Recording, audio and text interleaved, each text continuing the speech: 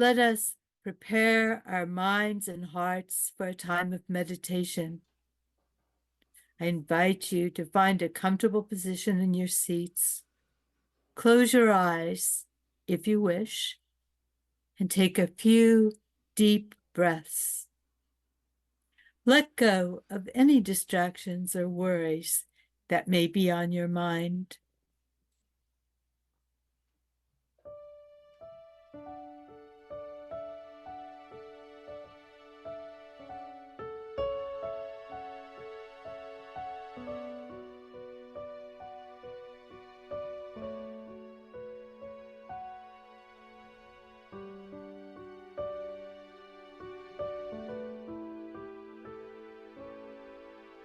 God is here. God is now. God is all. God is the life within my heart.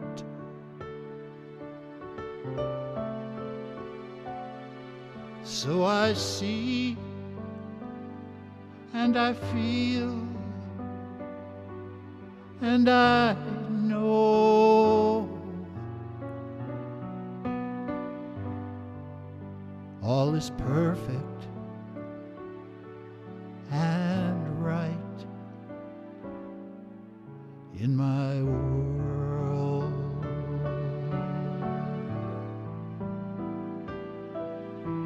God is here.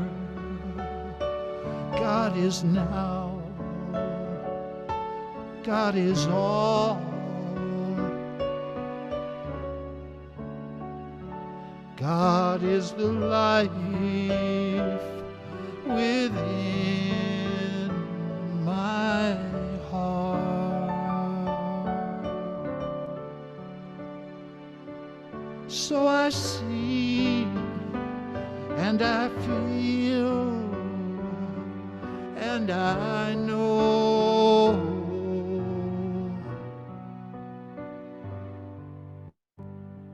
all is perfect and right in my world.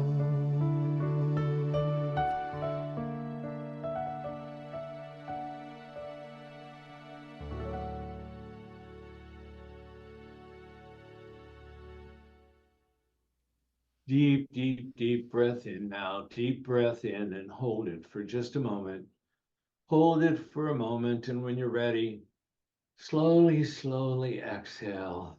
Exhale and let the breath out. One more deep breath in this morning. Deep, deep, deep now. And hold it for as long as you're willing or able to hold it.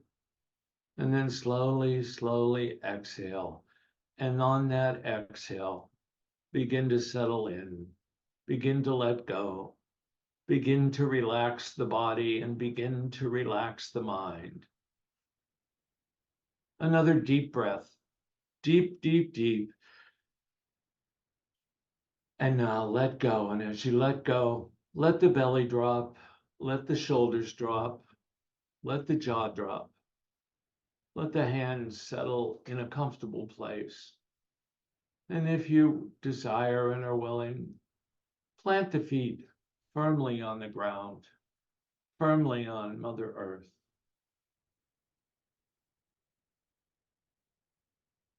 This morning I treat myself. I treat myself to this meditation. I treat myself to a time of letting go anything that stands in my way of moving through this human experience with grace and ease. This morning, I become willing to let go and let God, to allow the monkey mind in my head to begin to slow down, and to settle into the clarity of the silence, to settle into the clarity of God, to settle in to the clarity of truth, and to settle in to the clarity of love. Breathing in and breathing out now. Breathing in love. Breathing out love. Breathing in love. Breathing out love. Allowing the hips to settle into wherever you're sitting. And letting the tension or any tension that's in the back and the spinal column that's been holding you erect and bringing you to attention, just letting that go, just relaxing, dropping the tension in the back and in the spine, allowing the seat that you're in to support you, taking in a breath, and on the exhale, letting that tension go. Letting the tension go that's in the legs and the hips, that's in the knees, that's in the calves. Breathing in and breathing out, allowing the body to relax, allowing the feet to feel the connection with Mother Earth and the vibration that flows up through the spinal column, up through our heart, along our shoulders, and up into the head. And the brow relaxes. The nose and the mouth relax. The shoulders are dropped. Focusing on the breath now. With the body relaxed, the mind settles down. My mind is open. My mind is clear. And I know exactly what to do. Breathing in and out. Breathing in and out as my mind clears and as my mind opens. I become aware, fully aware of my divinity, of my connection with the One, with the universe, my connection with you, my connection with everyone. Within the realization of my divinity, I realize that I am one with the universe, and the universe is one with me. Relaxing into that connection, relaxing into a settled time of my thoughts, relaxing into a clarity, an openness, an awareness that I know exactly what to do, that the answers are already there. I become willing to say yes. Yes. That everything I need, everything I desire, everything that may come up in this human experience, that I have all the tools already with me to move through the human experience with grace, with ease, and with love. Settling into grace, settling into ease, settling into love, settling into an open mind, a clear mind. I move into a time of silence, into a time of renewal, a time of refreshment, a time of oneness, a time of love. And now I sit. I sit in the silence, in the silence, in the silence.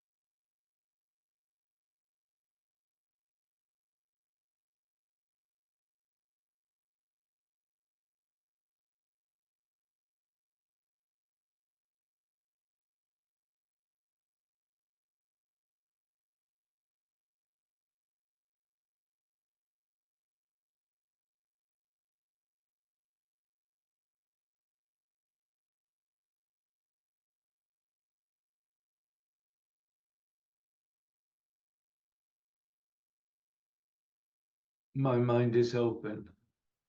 My mind is clear. I know exactly what to do. Feeling refreshed, renewed, clear-minded, connected, knowing my oneness. I give thanks. I give thanks for Unity of Davis. I give thanks for this Sunday service. I give thanks for my willingness to participate, to renew and refresh myself, to allow my mind to be open and to be clear. I give thanks for knowing exactly what to do.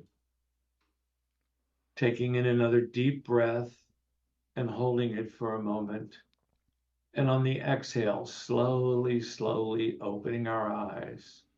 We say, thank you, God. Thank you, God. And so it is. Amen. Was thinking about this song this morning, and it's Palm Sunday, and I wondered if maybe Jesus riding in to Jerusalem on a donkey this morning might have thought this. Bring it on, everything new, everything different, everything true. I am ready for my next thing to do. Oh, I know it's gonna be everything new. I'm through crying, I'm through waiting, I'm through hoping against all hope. I'm through longing for something gone that'll never return. I think I've finally learned to bring it on. Everything new, everything different, everything true. I am ready for my next thing to do. Oh, I know it's gonna be everything new. I'm through grieving, I'm through dreaming that the life I had is ever coming back. No more wishing on someone else's star that'll never be mine. I think it's time to bring it on. Everything new, everything different, everything true. I'm ready for my next thing to do. Oh, I know it's gonna be everything new.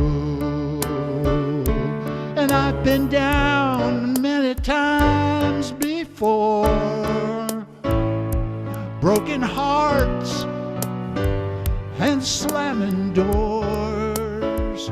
I'll be all right, yes I will, once more, just like I was back then. I'm gonna rise again, so bring it on. Everything new, everything different, everything true. I am ready for my next thing to do. Oh, I know it's gonna be everything new. I know it's gonna be everything new.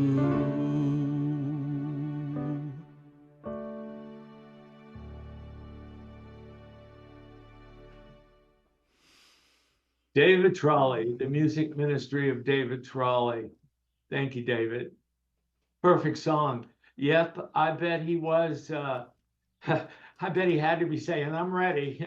I'm ready for everything new, whatever that's going to look like, whatever it looks like after I ride into Jerusalem on this donkey. The unexpected, huh?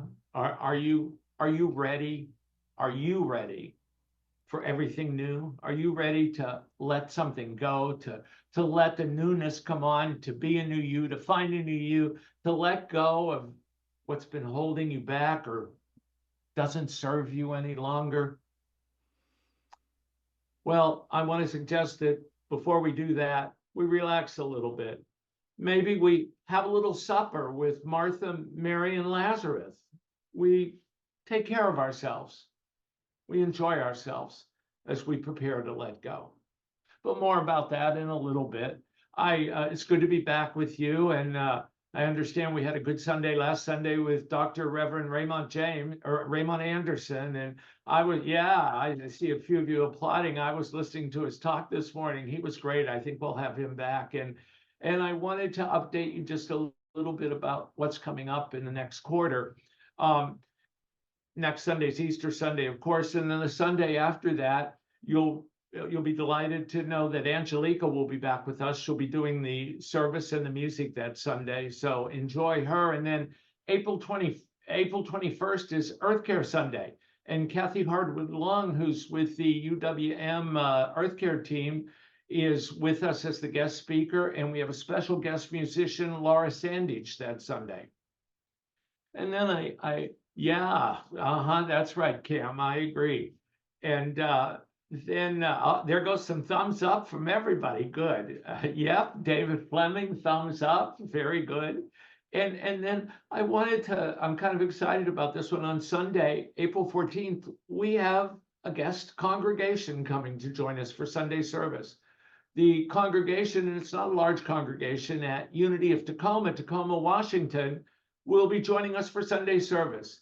They'll be joining us individually and coming in as a group from where they have their Sunday service. They were excited to hear David Trolley and see what we've got going on down here. So we'll welcome them on April 14th. And some of the other guest speakers that are coming up. If you don't know Mindy Odlin, you want to be here that Sunday.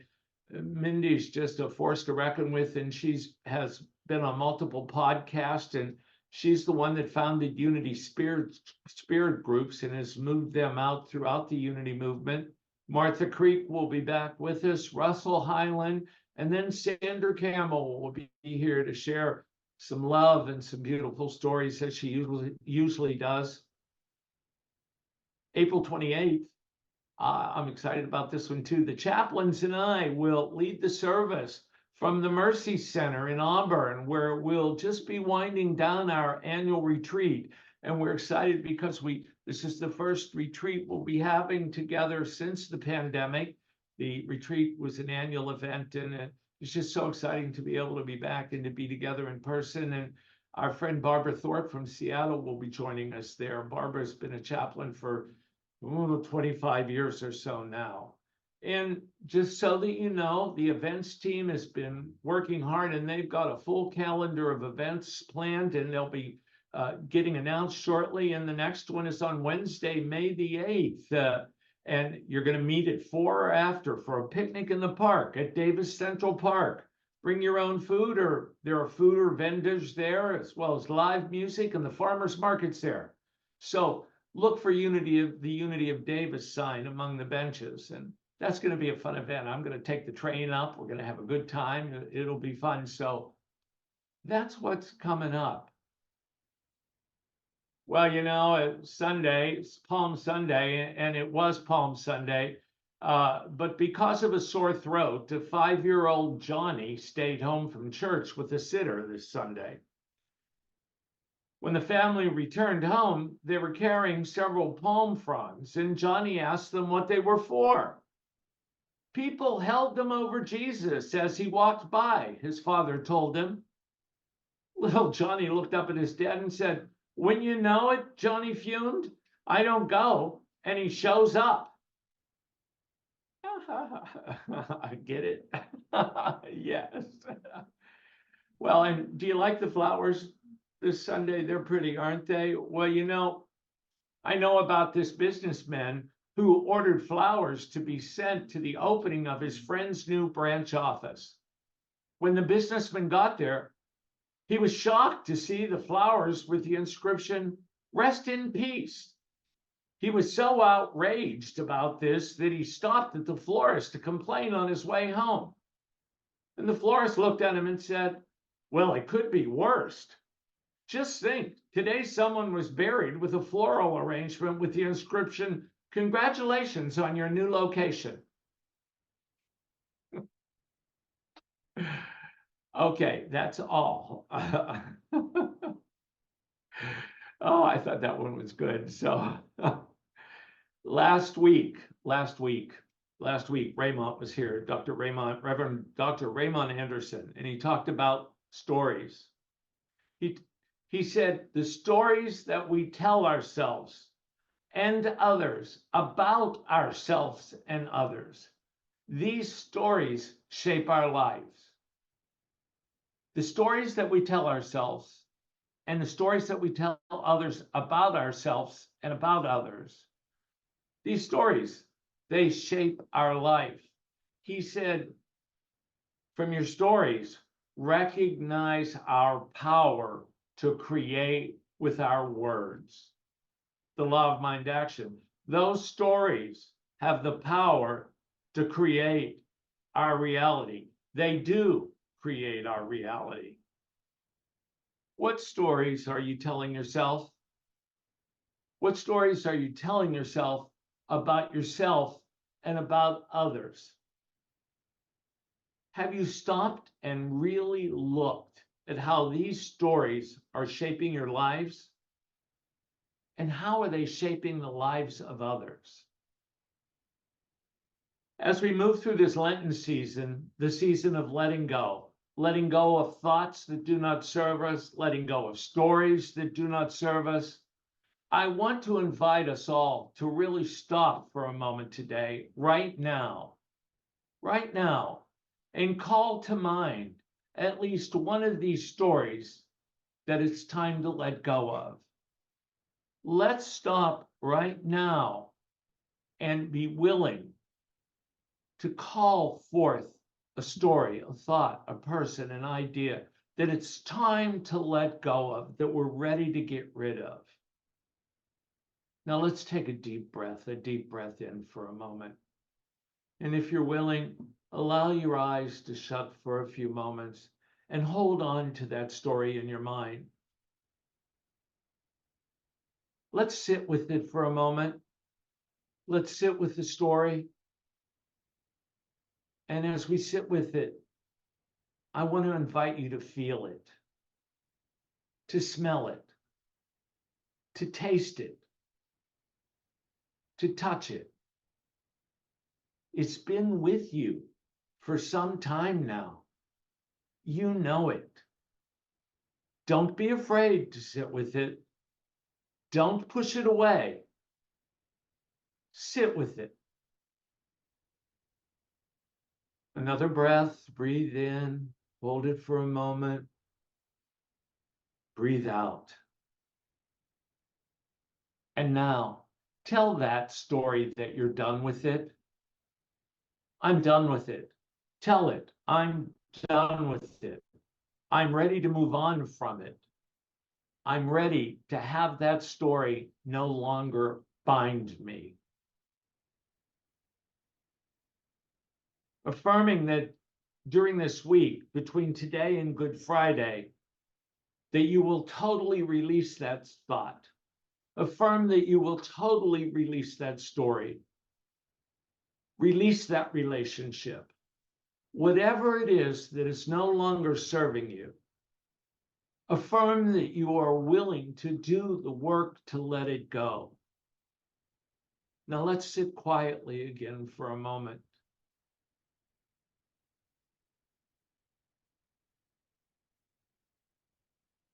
I am ready to let it go. And we take another deep, deep breath in and hold it for a moment. And we exhale. And as we exhale, we slowly open our eyes.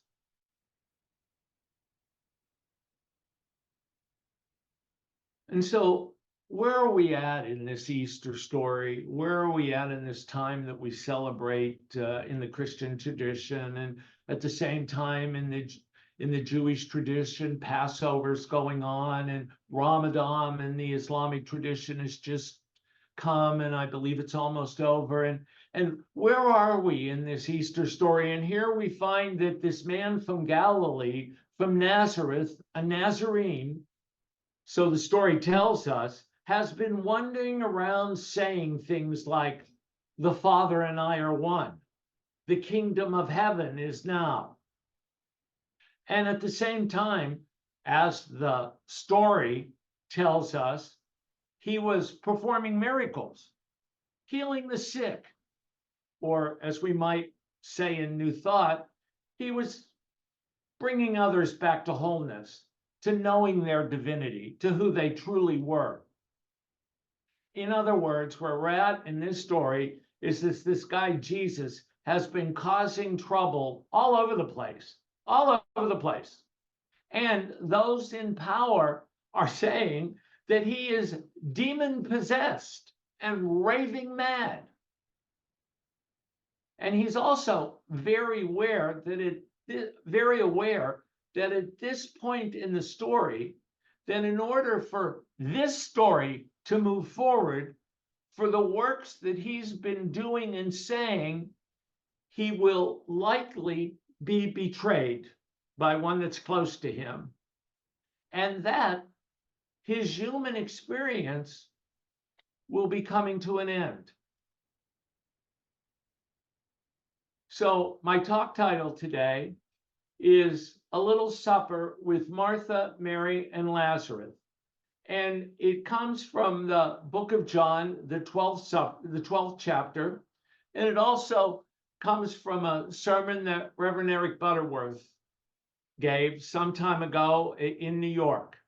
And chapter 12 says this: 6 days before the Passover, Jesus came to Bethany, where Lazarus lived, whom Jesus had raised from the dead. Here a dinner was given in Jesus' honor. Martha served, while Lazarus was among those reclining at the table with him. Then Mary took about a pint of pure nard, an expensive perfume.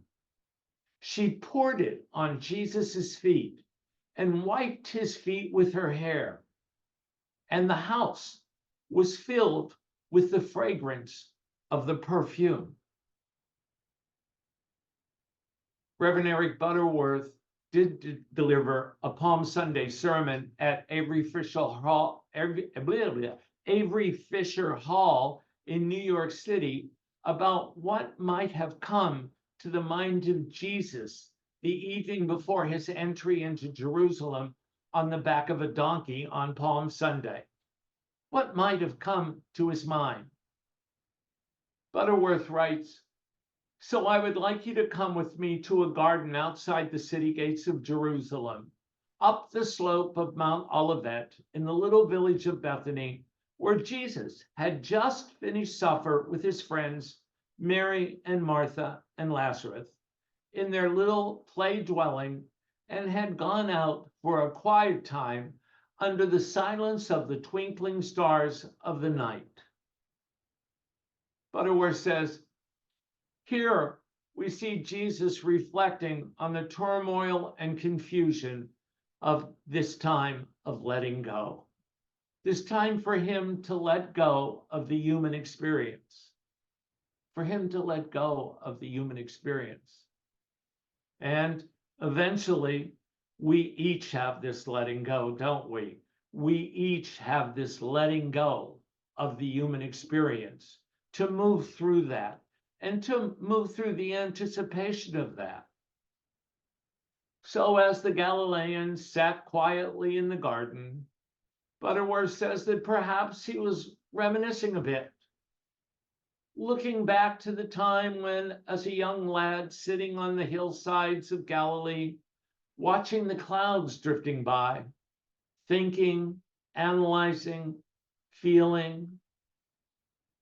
And Butterworth says that perhaps it was then that there dawned into his consciousness what Butterworth calls the splitting of the atom, the great idea of the divinity of man, the awakening of the realization each person contains within him or her the individualized expression and experience of the divine.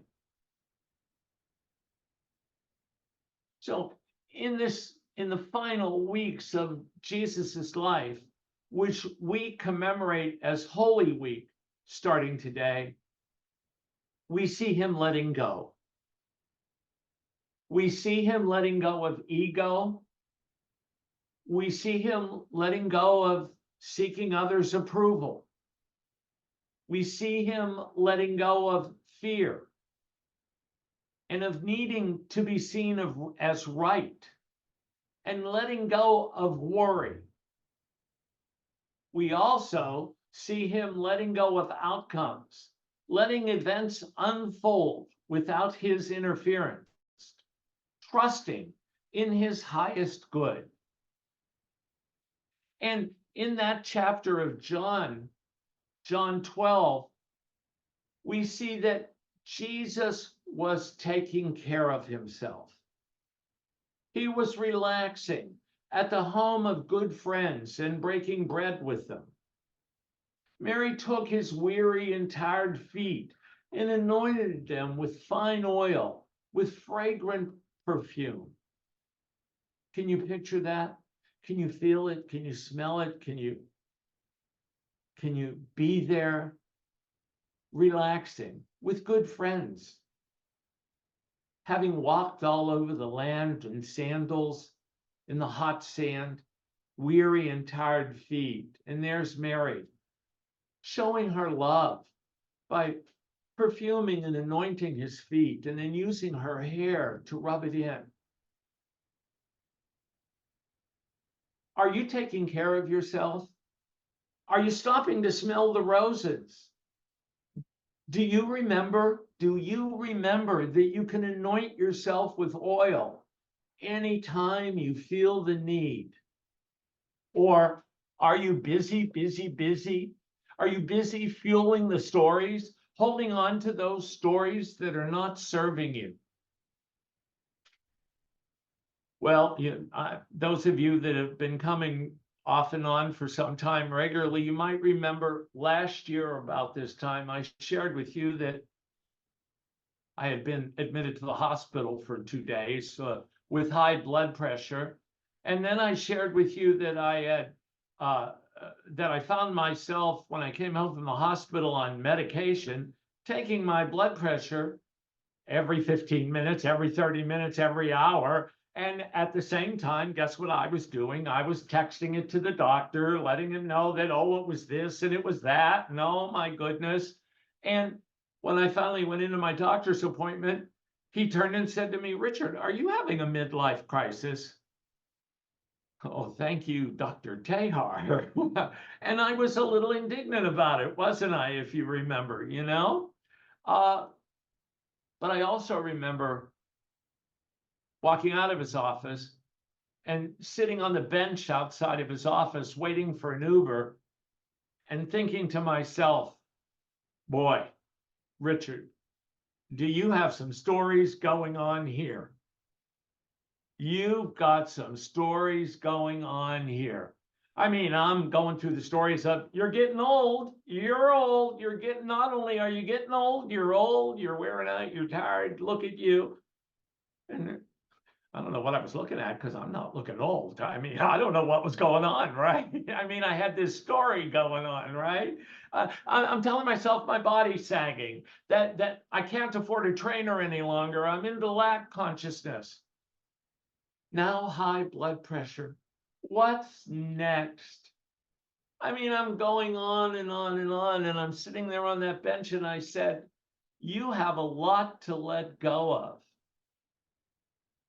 And I really needed to take some time for me to prepare to let go of these stories, because they certainly weren't serving me, were they? I needed to spend some time taking care of myself and then let go. And I did that. I spent more time in meditation. I went out and ate some good food. I did some walking. And I got out of that lack consciousness and called a trainer and started going back to my trainer. And the story started to change. The story started to change. I stopped feeling old. I was able to look in the mirror and, smile again. I felt good again. Like Jesus was taking care of himself at the little supper with Martha, Mary, and Lazarus. I want to invite you this Holy Week, as you're letting go, as that thought that you brought into your mind at the beginning of my talk, that you've committed to let go of this week, that you've affirmed that you will let go of, that you know you will let go of, and that you know you're going to be feeling so much better after you let go of it. That don't work on that and let it go, but at the same time, take care of yourself. Treat yourself. Celebrate Lent. Don't get down because we have to let go. Let's celebrate that we're letting go, that we're giving up this thought, this relationship, this person, this thing. Let's celebrate it. Let's not be stressed about it. Let's relax into it. So I just want to talk about a few items that were, if you've been coming to the noon meditation, the chaplains have been using the Lenten booklet from Unity Worldwide Headquarters, and it's this year called Let Go and Let God. And it's a beautiful booklet, and there's a story of each day of Lent, and each day was a letting go, is a letting go of something. And I just want to take a moment here to run through some of the things that the book calls us to let go of. In case, at the beginning of the service, you really couldn't come up with anything that you needed to let go of or that you wanted to let go of. You were just stuck there. You say, I just can't think of anything. That's a joke, by the way, because I know you all came up with something. I mean, we all have something, but, one of I'm going to read a couple of these now. It says, I let go of apathy. I let go of apathy. Well, that's really a good one. I mean, are we living by the fifth principle? Oh, yes, we're good at praying. We're good at meditating. We're doing this and that, good at doing this and the other. But if we're not putting action into it, we're being apathetic. Why not let that go? I let go of perfectionism. How many of you are experiencing perfectionism and that's driving you crazy? It's not getting you where you thought it was going to go. I see hands up. Put your hands up. How many of you want to get rid of perfectionism? Look at that. Look at it. Everybody's hands are rising. Another one. Let's see some more hands. I let go of busyness. Yes, I keep myself busy so I don't have to face what there is to face. I keep myself busy so I don't have to work on letting go. Here's one more good one. I let go of blame. Who are you blaming for that shouldn't be blamed? And that includes yourself. Are you blaming yourself? Are you blaming others?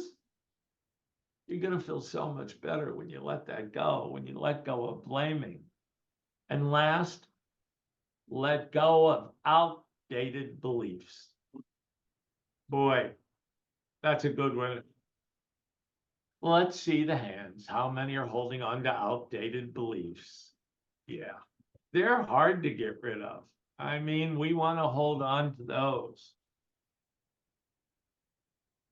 You got your work cut out for you this week. It's worth it. My mind is open. My mind is clear. I know exactly what to do. I breathe into it. I let go. I let God. And I say, thank you. Thank you for this work that I've done. And thank you for being here today. Have a great week. Let go. Let God. Thank you.